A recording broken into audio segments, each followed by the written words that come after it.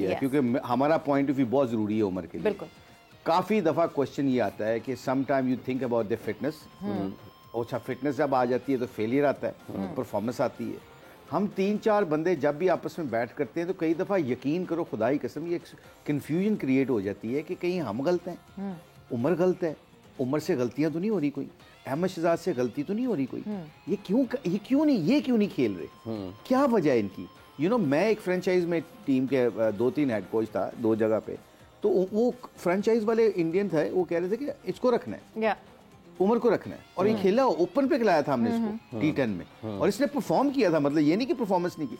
I think मुझे लगता है इनकी personality, I be very honest, शायद उमर को अच्छी बात ना लगे, आई बी वेरी ऑनेस्ट, मुझे ये लगता है कि इनको मैनेज करना बहुत जरूरी होता है। ये they are the characters, Ahmed भी और ये भी, ये करैक्टर्स हैं, ये इनकी अपनी एक फ्लेयर है, इनकी अपनी एक जिंदगी है, उस दायरे के अंदर रहते हैं। What they feel, that's why they are different, player भी different, they have their own bubble है इनका। ये ऑन बबल के अंदर रह के ना ये लोगों को मैनेज करने की भी कोशिश करते हैं, फिर डिसपॉइंटेड हो जाते हैं।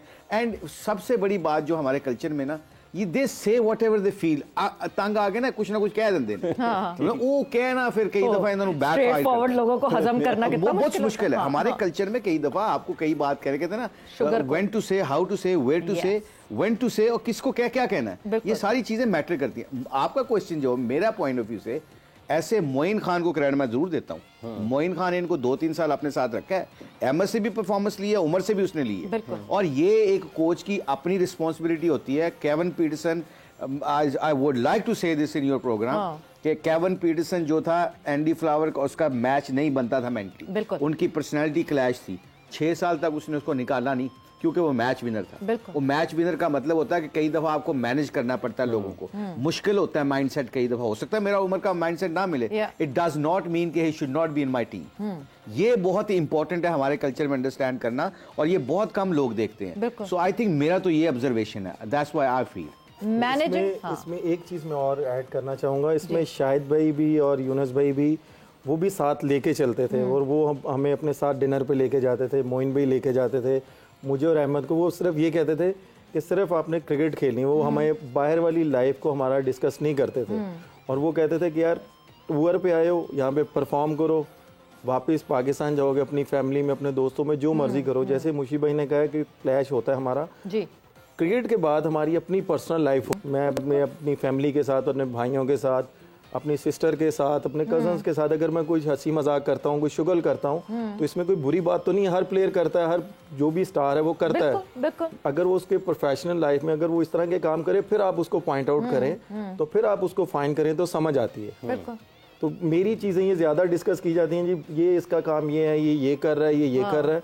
क्रिकेट पे आप बात करें, क्रिकेट में जो इम्प्रूवमेंट आनी चाहिए मेरे में, वो आप मुझे बताएं। अगर उसमें मैं ना इम्प्रूवमेंट लेके आऊं, तो फिर आप मुझे कह सकते हैं कि नहीं उमर आप गलत कर रहे हो। Managing a player has always been an issue, और हर दफा ये पाकिस्तान क्रिकेट में इशू रहा है कि प्लेयर को मैनेज कैसे किया जाएगा। 5 उंगली बराबर नहीं होती, 5 उंगलियों को डिफरेंट तरीके से हैंडल किया जाता है। वक्त ब्रेक का हुआ है, ब्रेक पर जा रहे हैं, वापस आते हैं, कॉन्वर्सेशन को यहीं से कंटिन्यू करेंगे।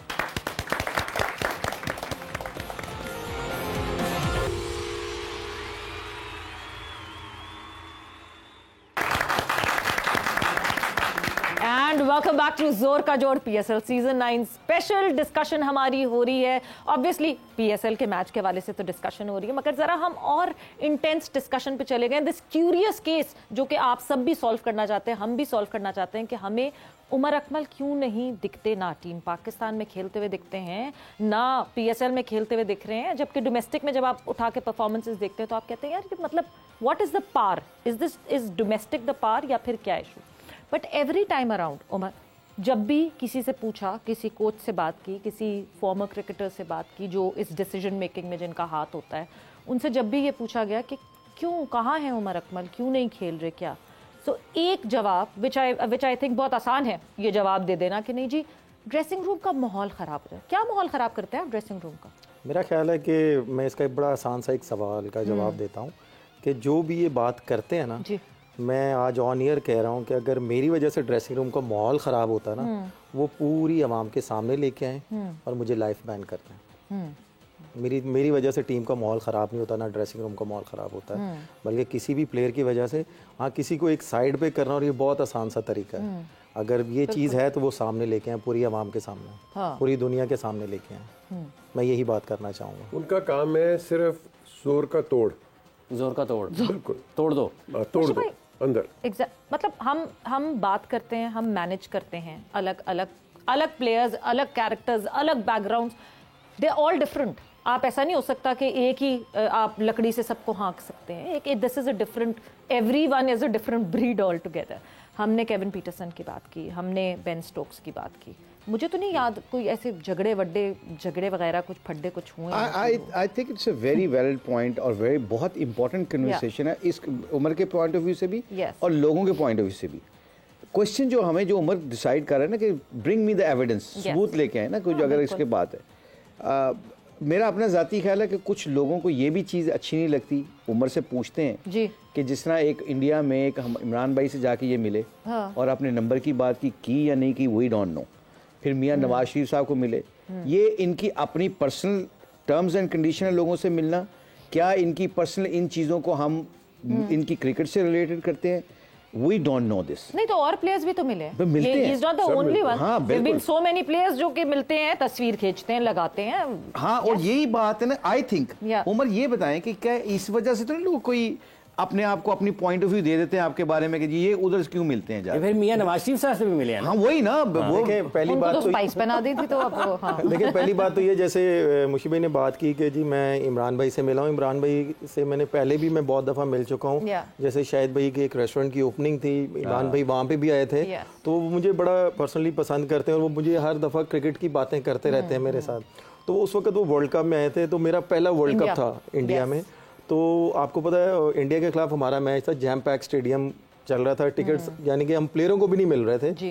तो इमरान भाई से मैंने बात की, तो मैंने कहा इमरान भाई मेरा पहला कोलकाता में ताज जी, मैंने कहा इमरान भाई मेरा पहला वर्ल्ड कप है। वैसे तो मैं यहाँ पे एक सीरीज़ खेल के गया हूँ, इतना क्राउड इतना नहीं था, लेकिन यहाँ पे काफ़ी लोग हैं, पूरा जैम पैक चल रहा है। तो मैंने इस नंबर पे खेलना है, आप इस नंबर पे खेलते थे और आप प्लेयरों को मैनेज करते थे, तो आप प्लीज़ थोड़ा सा मुझे बताएं। तो मैंने अपने नंबर की भी नहीं बात की, तो उन्होंने ज़बरदस्ती मेरे से पूछा कि आप कौन से नंबर पे खेल रहे हो। मैंने कहा जी मैंने 5 में छठे पे खेलना। तो मुझे इमरान भाई ने ये बोला कि तुमने इतना नीचे क्यों खेलना है। मैंने कहा जी मुझे नहीं पता, टीम का प्लान है, मैं उस प्लान पे चल रहा हूँ। तो उन्होंने जब बोला कि कौन है तुम्हारा कोच, उसको बुलाओ, तो मैंने इमरान भाई के आगे हाथ जोड़ के बोला कि प्लीज़ ये ना करें, मेरे पे ये सारी बात आ जानी है, मैं आपके साथ पहले भी मिला हूँ, तो प्लीज़ ये बात ना करें। तो उन्होंने कहा नहीं बुलाओ।